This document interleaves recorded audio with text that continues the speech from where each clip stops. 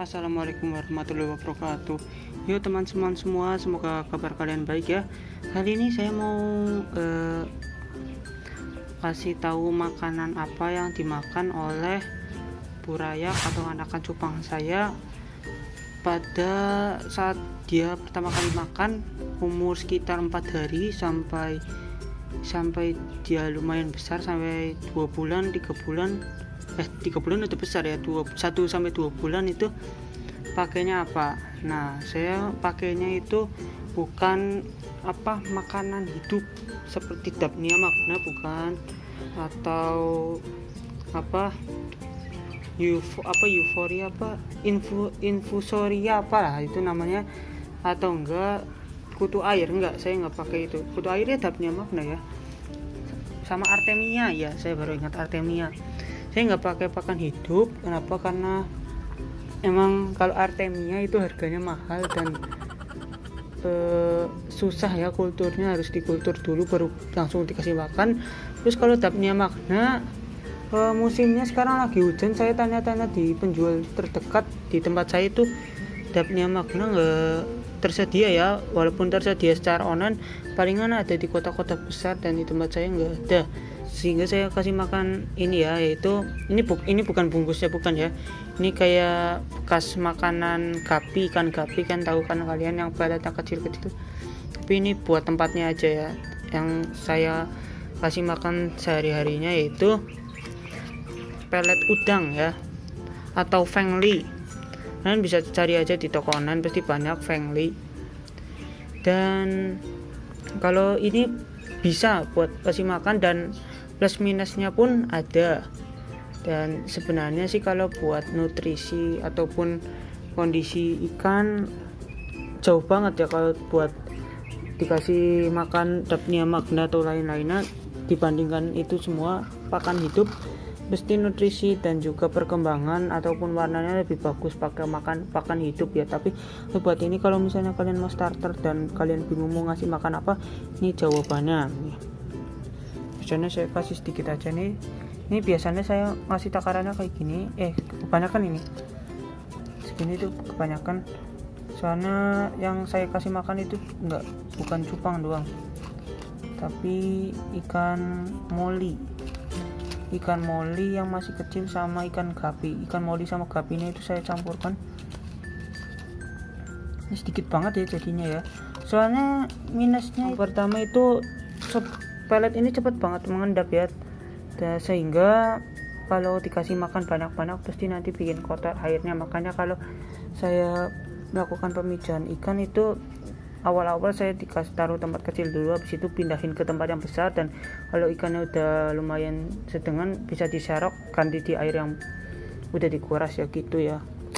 Soalnya emang ini kotor sih, kekurangannya kotor dan juga pertumbuhannya agak lambat ya. Ini yang kedua, ini air panas ya, air panas buat ngencerin segini aja. Nah kalian kayak gini lah, kayak mixer gitu, kayak bikin dalgona. Ini sedikit aja segini, tambahin lagi nggak apa-apa, soalnya nanti kalau panas ikannya takut mati ya. Dan kalau mau larut cepet ya pakai air panas, makanya kita kasih air panas dulu, habis itu baru kasih air dingin.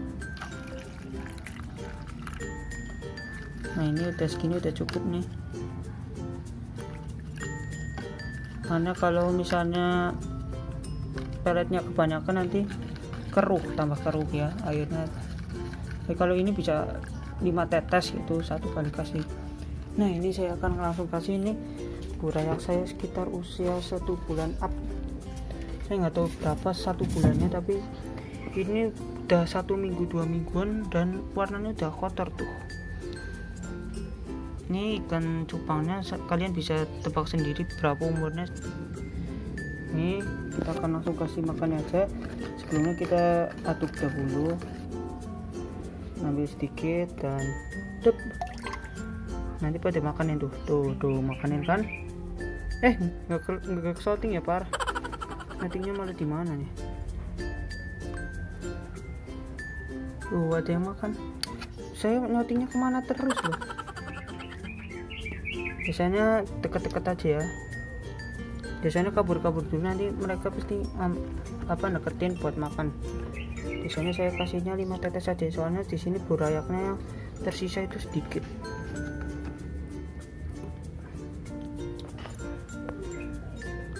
Soalnya awalnya pertama kali pemijahan itu saya kira airnya itu bakalan jernih loh, tapi nggak taunya pas dikuras bawahannya pelet semua. Itu ya, kalau itu sedikit aja. Kalau ikan cupang ini segini memang tumbuhnya sedikit nggak terlalu cepat, tapi hidup loh. Yang penting ikan itu bisa hidup kalau dicacat seperti ini ya. Ini ikan moli saya anakannya pasti langsung makan mereka tuh, nggak kelihatan ya, ada pantulan cahaya soalnya. Oke ya, mungkin itu aja ya teman-teman, pakan buatan yang cocok buat ikan ya. Dan kelebihannya saya sukanya itu mudah didapat dan nggak perlu diurus juga ya.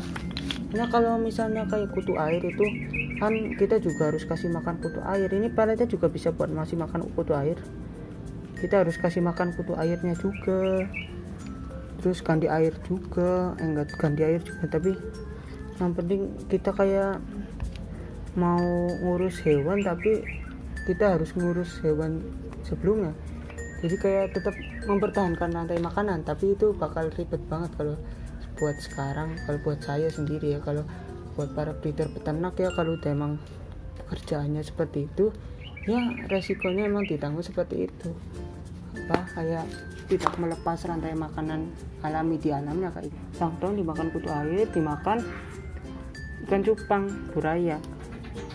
Oke, mungkin sekian aja video kali ini, semoga bermanfaat bagi kalian yang ingin memelihara cupang tapi tidak ingin ribet. Mohon maaf kalau ada kata-kata yang salah atau penjelasan yang kurang jelas. Sampai jumpa di video berikutnya. Wassalamualaikum warahmatullahi wabarakatuh.